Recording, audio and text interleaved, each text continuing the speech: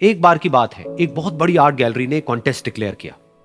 उसमें उन्होंने अनाउंस किया कि जो भी पेंटर पीस को डिपिक्ट करने वाली वर्ल्ड की सबसे अच्छी पेंटिंग बनाएगा, उसको $10 मिलियन का इनाम मिलेगा। यह बात पूरी दुनिया में फैल गई और पूरी दुनिया से हजारों पेंटर्स ने अपनी अपनी पेंटिंग भेजी उस कॉन्टेस्ट में पार्टिसिपेट करने के लिए। उन हजारों पेंटिंग्स में से जो इस कॉन्टेस्ट के जजेस थे, उन्होंने फाइनली 100 पेंटिंग्स को शॉर्टलिस्ट किया और उन 100 पेंटिंग्स की एक एग्जीबिशन लगाई। उस एग्जीबिशन में इन सारे पेंटर्स को तो इनवाइट किया ही किया, साथ ही साथ मीडिया वाले भी बैठे हुए थे और मीडिया वालों के साथ हजारों लोगों की भीड़ भी जमा थी।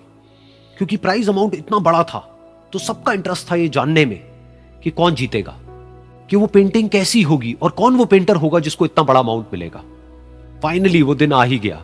वहां पर सारी ही पेंटिंग्स देखने लायक थी और एक से बढ़कर एक थी। उसमें से कुछ पेंटिंग्स थी जहां पर सबसे ज्यादा भीड़ थी। जैसे एक पेंटिंग थी जहां पर एक बिल्कुल साफ पानी की नदी बह रही थी, जिसके पीछे कुछ पहाड़ थे, उसके ऊपर बर्फ जमी हुई थी और पीछे से सनराइज हो रहा था।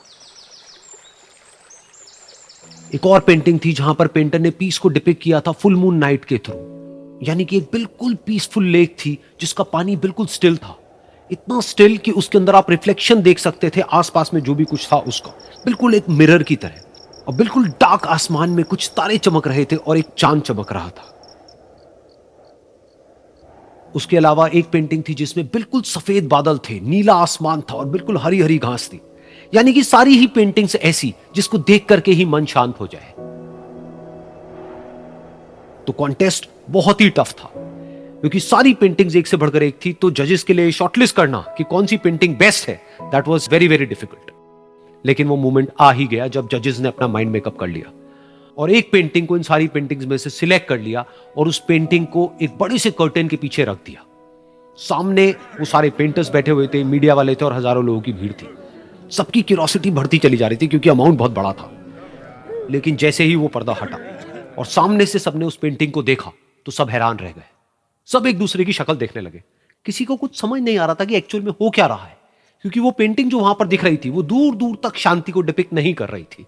तो सबको लगा कि शायद उस आर्ट गैलरी से कोई गलती हुई है या जजेस से कोई गलती हुई है और किसी गलत पेंटिंग को वहां पे रख दिया है।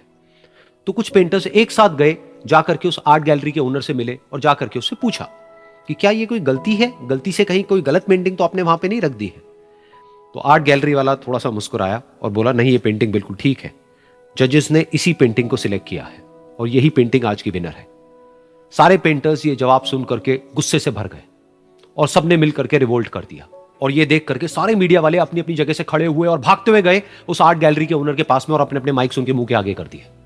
तो अगेन वो आर्ट गैलरी का जो ओनर था वो हल्का सा मुस्कुराया और उसने कहा कि मुझे कुछ बोलने से पहले एक बार इस पेंटिंग को आप लोग ध्यान से देखिए, थोड़ा पास से देखिए, शायद आपको कुछ ऐसा नजर आए जो दूर से नजर नहीं आ रहा है। क्योंकि आप सबने एक चीज तो देख ली कि इस पेंटिंग में आंधी है, तूफान है, चारों तरफ सब कुछ तहस नहस हो रहा है, आसमान में बिजली कड़क रही है, काले बादल हैं, ये सब तो आपने देख लिया।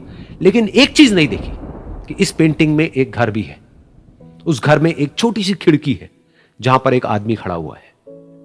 ध्यान से जाकर के देखिए, वो जो आदमी खड़ा हुआ है और बाहर देख रहा है उस घर से, उसके चेहरे पर कोई डर नहीं है, बल्कि एक हल्की सी मुस्कान है, एक ठहराव है, एक सुकून है। और यही है शांति का असली मतलब।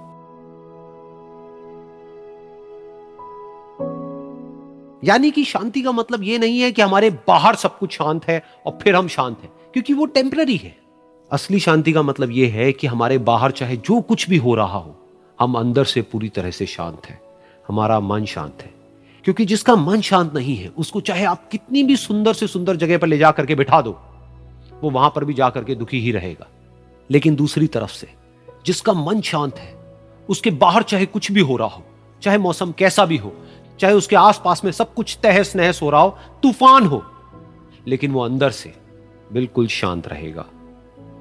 और यही है शांति का असली मतलब।